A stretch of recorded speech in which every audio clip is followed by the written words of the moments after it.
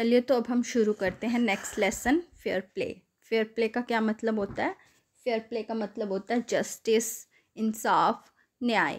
ऐसा नहीं होता कि तू मेरा दोस्त है, मैं तेरा दोस्त हूँ, तो तू मेरी साइड ले लेना, मैं तेरी साइड ले लूँगा। ऐसा नहीं होता। इसमें हमने एक दूसरे की साइड से ज़्यादा बेहतर होता है ये देखना कि ठीक क्या है, गलत क्या है, मॉरली क्या चीज़ ठीक है, हमें उस चीज़ की साइड लेनी चाहिए, एथिकली क्या चीज़ ठीक है, हमें उस चीज़ की साइड लेनी चाहिए। तो इसको हम फेयर प्ले कहते हैं। ये जस्टिस होता है और यही बात ठीक होती है। तो चलिए अब हम ये लेसन शुरू करते हैं। Before you read, has your best friend ever done something you thought was wrong? What did you do then? Did you keep quiet or did you tell your friend what you thought? Read this story about two friends who had to decide what was more important, friendship and enmity, or a sense of what is right and wrong. तो इसमें ये आपसे क्या पूछते हैं, क्या कोई आपका ऐसा बेस्ट फ्रेंड है जिसने कभी कुछ गलत किया हो? तो फिर अगर उसने कुछ गलत किया तो आपने फिर क्या किया? आप चुप रहे या आपने उसको बताया कि ये गलत बात है, या उसको आपने सही रास्ता दिखाया, या आपने सोचा कि जो कर रहा है करने दे, मैं इसको मना करूँगा तो मेरी इससे दोस्ती ख़राब हो जाएगी। तो ऐसी ही ये एक स्टोरी है दो दोस्तों के बारे में, जो ये बताता है कि इसमें एक दोस्त को ये डिसाइड करना पड़ रहा है कि दोस्ती को चुने या चुने कि क्या ठीक है। अगर तो वो दोस्ती को चुनता है तो उसको लगेगा कि मेरी अंतरात्मा है वो, मैं गलत डिसीजन ले रहा हूँ। तो अगर वो दोस्ती को अगर वो सुनता है जो उसकी अंतरात्मा कह रही है जो ठीक है, तो कहीं उसका दोस्त उससे नाराज़ ना हो जाए। तो चलिए अब हम शुरू करते हैं इस लेसन। क्या स्टोरी क्या है इस लेसन की? Fair play part 1। Juman Sheikh and Algu Chaudhary were good friends. So strong was their bond of friendship that when either of them went away from the village, the other looked after his family. Both were greatly respected in the village. अच्छा, ये कहानी है दो दोस्तों की जिनका नाम है जुम्मन शेख और अलगू चौधरी। ये इतने अच्छे दोस्त हैं, इनकी दोस्ती इतनी पक्की है कि जब भी एक गांव से बाहर जाता है तो दूसरा जो है ना वो उसके परिवार का लुक आफ्टर करता है। लुक आफ्टर मतलब देखभाल करता है उसके फैमिली की। तो दोनों की गांव में काफ़ी इज्जत है। Juman had an old aunt who had some property. This she transferred to him on the understanding that she would stay with him and he would look after her. The arrangement worked well for a couple of years, then the situation changed. Juman and his family were tired of old relative. Juman became as indifferent to her as his wife, who grudged even the little food that the old lady wanted every day. She swallowed these insults along with her food for a few months. But patience has its limits. अच्छा, तो क्या हुआ कि जुम्मन की एक aunty थी, बूढ़ी aunty थी, उसकी कुछ प्रॉपर्टी थी। वो प्रॉपर्टी उसने जुम्मन के नाम कर दी ये सोचकर कि मेरे बुढ़ापे का सहारा जुम्मन बनेगा, जुम्मन मेरी बुढ़ापे में सेवा करेगा, तो मैं ये प्रॉपर्टी जो है वो जुम्मन के नाम कर देती हूँ। तो ऐसा ही हुआ। तो कुछ सालों तक जुम्मन ने और उसकी फैमिली ने आंटी का काफ़ी अच्छे से ध्यान रखा, लेकिन आहिस्ता आहिस्ता जो हालात थे वो बदल गए। फिर आहिस्ता आहिस्ता क्या हुआ कि जुम्मन और उसकी फैमिली ना उस रिश्तेदार से बड़ा तंग हो गए। तो जुम्मन का व्यवहार और उसकी पत्नी का व्यवहार जो था ना बदल गया उस बूढ़ी आंटी के प्रति। तो जब भी वो उनको खाना देते तो बड़े ऐसे गुस्से से देती, 4-5 बातें सुनाती उसकी पत्नी। तो इस बात को लेकर वो ओल्ड आंटी जो थी वो बड़ी दुखी हो गई। तो लेकिन वो खाना तो खा रही थी, अब क्या करना था, लेकिन उससे ये इंसल्ट्स भी बर्दाश्त करनी पड़ रही थी। तो लेकिन वो कर रही थी बर्दाश्त, लेकिन पेशेंस की तो एक लिमिट होती है ना, हर चीज़ की एक लिमिट होती है, बर्दाश्त करने की भी लिमिट होती है। वो सोचती थी एक तो मैंने अपनी प्रॉपर्टी इसके नाम कर दी, ऊपर से ये मतलब मेरे साथ इनका व्यवहार जो है वो दिन ब दिन खराब होते जा रहा है। तो फिर उसने क्या डिसाइड किया? So one day she spoke to Juman. My son, it is now obvious that I am not wanted in your house. Kindly give me a monthly allowance so that I can set up a separate kitchen. My wife knows best how to run the house. Be patient, said Juman shamelessly. This made his aunt very angry and she decided to take her case to the village panchayat. तो एक दिन उसने हिम्मत करके बूढ़ी aunty ने जुम्मन से बात की। उसने कहा मेरे बेटे, अब ये बात तो पक्का है कि तुम लोग मुझे अपने घर में पसंद नहीं करते, अब मेरी कोई ज़रूरत नहीं इस घर में, तो तुम क्या करो कि एक मुझे ना महीने का खर्चा दे दो ताकि मैं एक अपनी अलग से किचन रख लूँ और वहाँ मैं अपने लिए खुद खाना बना लिया करूँगी। तो जुम्मन को अंदर अंदर से इस बात को बड़ा गुस्सा आया, तो वो बेशर्मी से बोला, मेरी पत्नी को पता घर कैसे चलाना, आप ना थोड़ा सब्र रखो। तो उसकी जुम्मन की ये बात सुनकर आंटी को और गुस्सा आ गया, उस बूढ़ी आंटी को। बूढ़ी आंटी ने सोचा जुम्मन तो मेरी बात सुन नहीं रहा, अब ये मैं केस जो है विलेज पंचायत में लेके जाऊंगी।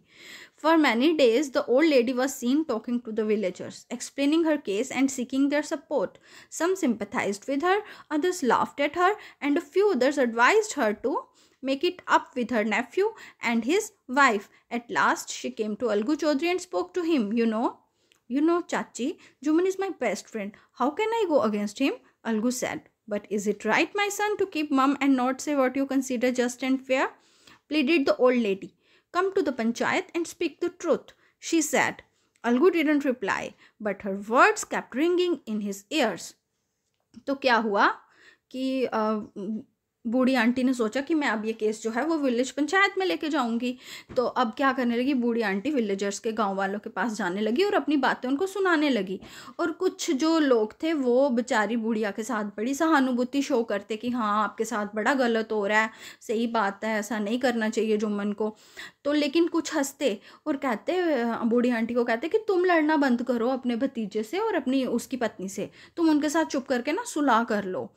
तो ऐसा करते करते फिर ऐसा होता गया। तो ऐसे करते करते बुढ़िया आंटी जो थी वो अलगू चौधरी के पास गई। अलगू चौधरी कहने लगा, अलगू चौधरी से जब आंटी ने सारी बात की तो अलगू चौधरी ने कहा, चाची आप जानती हो कि जुम्मन मेरा बेस्ट फ्रेंड है, मैं उसके खिलाफ कैसे जा सकता हूँ।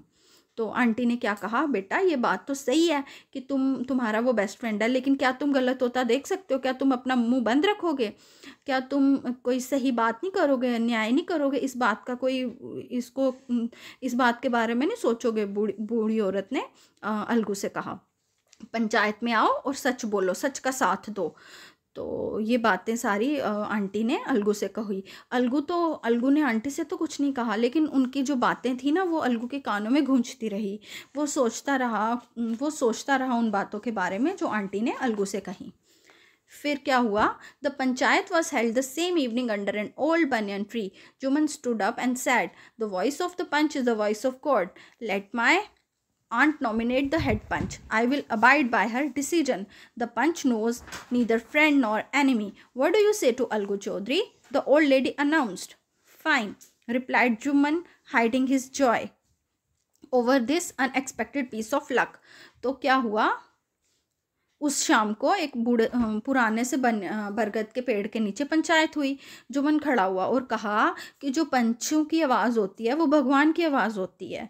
जो पंच फैसला लेंगे इसका मतलब वो भगवान का फैसला है.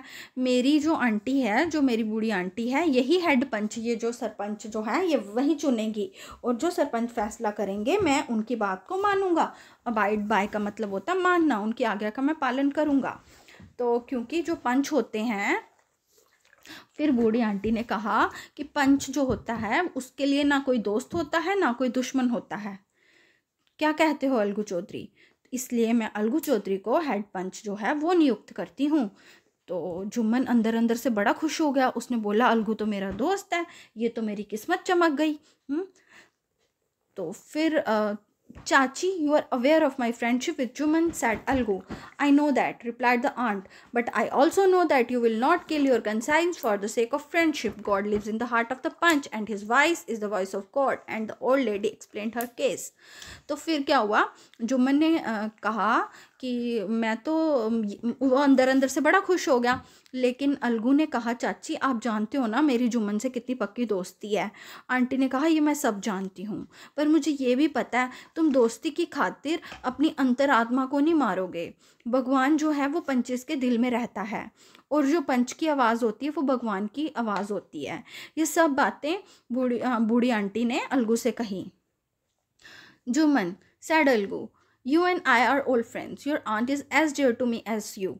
Now I am a punch. You and your aunt are equal before me. What have you to say in your defense? Algu ने कहा, जुम्मन तुम और मैं पुराने दोस्त हैं. तुम्हारी आंटी भी मुझे उतनी प्रिय है जितने मुझे तुम प्रिय हो. लेकिन अब मैं एक पंच हूँ, इसलिए तुम और तुम्हारी आंटी दोनों मेरे सामने बराबर हैं. आंटी ने तो मुझे अपनी सारी बातें बता दी. क्या तुम्हें अपने डिफेंस में कुछ कहना है? तो फिर वो जुम्मन क्या कहता है, जुमन कहता है 3 years ago my aunt transferred her property to me. I promised to support her as long as she lived. I have done all I could. There have been a couple of quarrels between my wife and her, but I can't stop it. Now my aunt is claiming a monthly allowance from me. This is not possible. That's all I have to say. तो जुमन क्या कहता है, 3 साल पहले aunty ने जितनी अपनी property थी वो मेरे नाम कर दी. मैंने उनको प्रॉमिस किया था, मैंने उनसे वायदा किया था कि जब तक वो रहेंगी मैं उनका ध्यान रखूँगा, मैं उनको सपोर्ट करूँगा, और मेरे से जितना हुआ मैंने किया भी है. तो लेकिन अब क्या हो रहा है कि अब कुछ लड़ाइयाँ हो रही है मेरी आंटी और मेरी पत्नी के बीच में, जो मैं रोक नहीं पा रहा. तो इसके चलते मेरी आंटी जो है वो मेरे को कह रही है मेरे को महीने का खर्चा दो. तो ये मेरे लिए जो है वो पॉसिबल नहीं है, तो मैं नहीं दे सकता खर्चा. फिर क्या हुआ, Jumman was cross examine by Algu and others. Then Algu announced we have gone into the matter carefully. In our opinion Jumman must pay his aunt a monthly allowance or else the property goes back to her. Now the two friends were seldom seen together. The bond of friendship between them was broken. In fact, Juman was अलगू's enemy and wanted his revenge. अच्छा, तो क्या हो गया, जुमन से भी questions पूछे गए, उससे भी पूछा अगर तुमने अपनी सफाई में कुछ कहना है तो बताओ. तो जुमन ने भी सारी बातें कही. फिर जब सारी दोनों तरफ की बातें सुनने के बाद अलगू ने ये अनाउंस किया कि हमने अब इस मामले को बड़े अच्छे से जांचा है, तो अब ये फैसला किया गया कि जुम्मन जो है वो महीने का खर्चा देगा आंटी को, और अगर वो नहीं देगा तो सारी की प्रॉपर्टी जो है वो वापस आंटी को मिल जाएगी. अलगू का ऐसा फैसला सुनकर तो मन ही मन जो जुमन था वो बड़ा निराश हो गया. अब ये दोनों दोस्त जो थे वो कभी कभार ही एक दूसरे के साथ दिखते थे, तो इन दोनों की दोस्ती भी बड़ी टूट गई थी. तो जो अलगू था और जुमन जो थे वो एक तरह के दुश्मन बन गए, और जो जुमन था उसके मन में था कि मैं कैसे इससे बदला लूँगा, मैं इससे रिवेंज लूँगा अलगू से. अच्छा, अभी ये स्टोरी ख़त्म नहीं हुई, स्टोरी का नेक्स्ट पार्ट भी है, आगे सुनो. Days passed and as ill luck would have it, Algu Chaudhary found himself in a tight spot. One of his fine pair of bullocks died and he sold the other to Samju Sahu, a car driver of the village. The understanding was that Sahu would pay the price of the bullock in a month's time. It so happened that the bullock died within a month. अच्छा, समय गुजरा, अलगू चौधरी का बुरा समय शुरू हो गया. उसका हाथ बड़ा पैसों के मामले में टाइट हो गया. एक उसका जो बुलक्स का वो उसके बैल जो थे, एक जोड़ा बैल का उसका मर गया, तो दूसरा उसने बेच दिया समझू साहू को, जो कि एक गांव का वो चलाता था, कार्ट ड्राइवर था वो.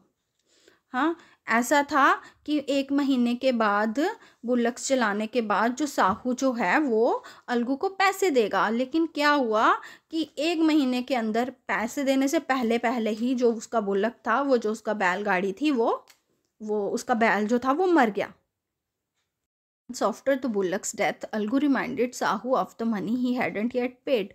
Sahu got very annoyed. I can't pay you a penny for the wretched beast you sold me. He brought us nothing but ruin. I have a bullock. Use it for a month and then return it to me. No money for the dead bullock, he said angrily.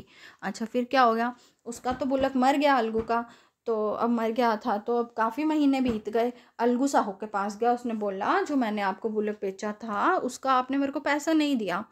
हाँ, साहू को बड़ा गुस्सा आया. उसने कहा मैं तो तेरे को 1 रुपया नहीं दूंगा उसका, वो तो उसने तो उल्टा मेरा नुकसान किया, वो तो मर ही गया 1 महीने के अंदर अंदर, मैं क्यों तुझे उसका पैसा दूं, उसने तो मेरे को बर्बाद कर दिया. मेरे पास एक बुलक है, तो उसको ले जा, 1 महीने के लिए उसका इस्तेमाल कर और फिर वो मुझे वापस देना. मैं तो तेरे को कोई पैसा वैसा नहीं देने वाला उस मरे हुए बुलक के लिए. तो अलगू अब सोच में पड़ गया, अलगू क्या करे. Algu decided to refer the case to the panchayat. For a second time in a few months preparation for holding the panchayat were made and both the party started meeting people seeking their support. अच्छा, अब क्या हुआ, अब अलगू की बात तो साहू मानने वाला नहीं था, तो फिर अलगू ने भी सोचा मैं भी पंचायत में केस लेके जाता हूँ. वो भी पंचायत में लेकर गया. तो अब ये दूसरी बार पंचायत बैठ रही थी. तो पंचायत में जब जाते हैं तो ये लोग पहले लोग विलेजर से, गांव वालों से बात करने लगे. अलगू अपनी बात करने लगा, साहू अपनी बात करने लगा, ताकि लोग जो हैं वो अलगू की साइड लें. अलगू चाहता था कि लोग अलगू की साइड लें, साहू चाहता था कि लोग साहू की साइड लें. ये दोनों लोगों की सपोर्ट जीतने के लिए लोगों को अपनी अपनी बात बताने लगे. तो फिर क्या हुआ? The panchayat was held under the old banyan tree. Algu stood up and said, the voice of the panch is the voice of court. Let Sahu nominate the head panch. I will abide by his decision. अच्छा, तो उस पुराने बरगद के पेड़ के नीचे पंचायत हुई. अलगू खड़ा हुआ और उसने कहा, जो पंचिस की आवाज़ होती है वो भगवान की आवाज़ होती है, इसीलिए जो वो कहेंगे मैं उनका फैसला मानूंगा. जो साहू है वही सरपंच हेड पंच जो है वो नियुक्त करेगा, और जो भी हेड पंच फैसला लेंगे मैं उनके फैसले को मानूंगा. Sahu saw his chance and proposed the name of Juman.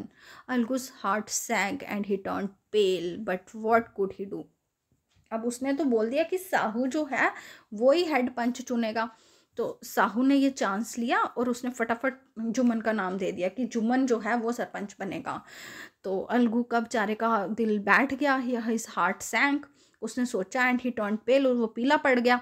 वो कहता अब क्या कर सकता हूँ. उसको ऐसा लगा कि उसने तो जब बूढ़ी आंटी और जुमन का केस हुआ था उसने तो सही का साथ दिया था, पर उसने सोचा अलगू तो मेरे से दोस्ती वैसे तोड़ चुका है, तो ये तो मेरे से वैसे बदला लेना चाहता है. इसको चांस मिल गया अब तो बदला लेने का, लेकिन अब मैं क्या कर सकता हूँ, वो मैं कुछ नहीं कर सकता. The moment Jumman became head panch he realised his responsibility as जज and the dignity of his office. Could he seated in that high place have this revenge now? He thought and thought. Now he must not allow his personal feelings to come in the way of speaking the truth and doing justice. अच्छा, तो अब साहू ने तो बना दिया उसको, जुमन को head पंच बना दिया. तो जैसे ही जुमन हेड पंच बना ना, तो उसको लगा कि जो वॉइस ऑफ पंच होती है वो तो वॉइस ऑफ गॉड होती है. उसको अपने अंदर एक रिस्पॉन्सिबिलिटी की फीलिंग आई, एक जज बनने की फीलिंग आई. उसने सोचा कि मैं जज बन के क्या अपना बदला लूँगा. उसके मन में ये फीलिंग आई कि मैं बदला लेने के लिए मेरे को भगवान ने ये जगह दी है. तो उसने सोचा नहीं, मैं बदला नहीं लूँगा. मैं जिस सीट पे बैठा हूँ, मैं सरपंच की सीट पे बैठा हूँ, तो मैं इस सीट का मान रखूँगा और जो सही है मैं वही फैसला करूँगा. तो उसने सोचा और अब उसने सोचा कि मैं कोई गलत नहीं करूँगा, मैं कोई बदला नहीं लूँगा. मैं इस जगह पे बैठ के मैं अपनी पर्सनल फीलिंग्स इस केस में नहीं आने दूँगा. मैं सच्चाई का साथ दूँगा और मैं जस्टिस करूँगा, मैं न्याय करूँगा. Both Algu and Sahu started their cases. They were cross-examined and the case was considered deeply. Then Juman stood up and announced, "It is our opinion that Sahu should pay Algu the price of the bullock." When Sahu bought the bullock, it suffered from no disability or disease. The death of the bullock was unfortunate, but Algu cannot be blamed for it. Algu could not contain his feelings. He stood up and said loudly over and over again, "Victory to the panchayat. This is justice. God lives in the voice of the punch." तो अलगू ने तो मन ही मन फैसला कर लिया था कि वो सच्चाई का और जस्टिस का साथ देगा. दोनों नहीं, जुम्मन ने तो फैसला कर लिया था वो सच्चाई का और जस्टिस का साथ देगा. दोनों अलगू और साहू ने अपनी अपनी बात रखी, पंचिस के आगे अपनी अपनी बातें रखी. दोनों की बातों की जांच पड़ताल की गई, अच्छे से केस को स्टडी किया गया. तो जुमन खड़ा हुआ और उसने कहा कि ये पंचिस का ये फैसला है कि जो साहू है उसको अलगू के बैल के पैसे देने पड़ेंगे, क्योंकि जब अलगू ने साहू को बैल बेचा था उसको कोई बीमारी नहीं थी, उसको कोई परेशानी कोई प्रॉब्लम नहीं थी. लेकिन जो डेथ है वो कुछ अलग कारणों से हुई है. तो जब डेथ हुई थी तब वो बेच चुका था, अलगू जो था वो बेच चुका था साहू को. तो इसलिए उसकी डेथ का जो इल्ज़ाम है वो अलगू के ऊपर नहीं दे सकते हम. तो इसलिए जो साहू है उसको पूरे के पूरे पैसे जो हैं वो अलगू को देने पड़ेंगे. तो अलगू ने तो कभी सोचा नहीं था ऐसा होगा. उसने तो सोचा था कि जुमन को मौका मिल गया मेरे से बदला लेने का. वो खड़ा हुआ और ज़ोर से बड़ी खुशी से चिल्लाया कि ये तो पंचायत की जीत हुई है, ये तो न्याय हुआ है. भगवान ही पंचिस की आवाज़ में वास करते हैं कि क्योंकि वो हमेशा सच का साथ देते हैं. Soon after, Juman came to Algu, embraced him and said, "Since the last panchayat, I had become your enemy. Today I realized what I meant to be a punch. A punch has no friend nor enemy. He knows only justice. Let no one deviate from the path of justice and truth for friendship or enmity." Algu embraced his friend and wept, and his tears washed away all the dirt of misunderstanding between them. अच्छा, तो जुमन फिर जब case ख़त्म हो गया, जुमन अलगू के पास आया, उसको उसने गले लगाया और कहा, जब से लास्ट पंचायत हुई, जो पिछली पंचायत हुई थी, तब से मैं तुम्हारा दुश्मन बन गया था। लेकिन आज जब मैं खुद पंच की कुर्सी पे बैठा, मैं सरपंच बना, मुझे ये एहसास हुआ कि पंच का कोई दोस्त नहीं होता, कोई दुश्मन नहीं होता, उसको सिर्फ न्याय का पता होता, उसको बस जस्टिस का पता होता है। इसीलिए कभी भी इंसान को न्याय के रास्ते से कभी हटना नहीं चाहिए, और जो न्याय करता है भगवान उसके साथ हमेशा अच्छा करता है। और जो सही फ्रेंडशिप है, वो सही असली फ्रेंडशिप भी न्याय ही होती है। हमें कभी अपने दोस्त का गलत कामों में साथ नहीं देना चाहिए। अलगू ने भी उसको गले लगाया और दोनों रोए, इन्होंने एक दूसरे के आंसू साफ किए, और उन दोनों की जो वापस जो दुश्मनी थी ये फिर से दोस्ती में बदल गई। ये कहानी बच्चा प्रेमचंद ने लिखी है, लेकिन इनको फिर से अपने शब्दों में किसी और ने डाला है, ये नए शब्दों में डाली गई है किसी और राइटर के द्वारा। तो इस लेसन से, अब फेयर प्ले से हमें ये मॉरल मिलता है, क्या मॉरल है, कि हमें कभी गलत का साथ नहीं देना चाहिए, चाहे किसी भी चीज़ में हमारा कोई कितना भी करीबी क्यों ना, कोई अपना क्यों ना हो, कि अगर हम सही का साथ देंगे तो ये हमारे अपने के लिए भी बहुत अच्छा है। तो अगर हम आज गलत का साथ देंगे तो वो गलत कभी ना कभी, उस गलत को बोएंगे अगर हम आज, तो कल हमें उस गलत के फ्रूट्स काटने पड़ेंगे, और वो बहुत गलत बात है। इसीलिए बच्चों, हमें हमेशा अच्छाई का साथ देना चाहिए, ट्रुथ का साथ देना चाहिए, जस्टिस का साथ देना चाहिए। ओके बेटा, टेक केयर।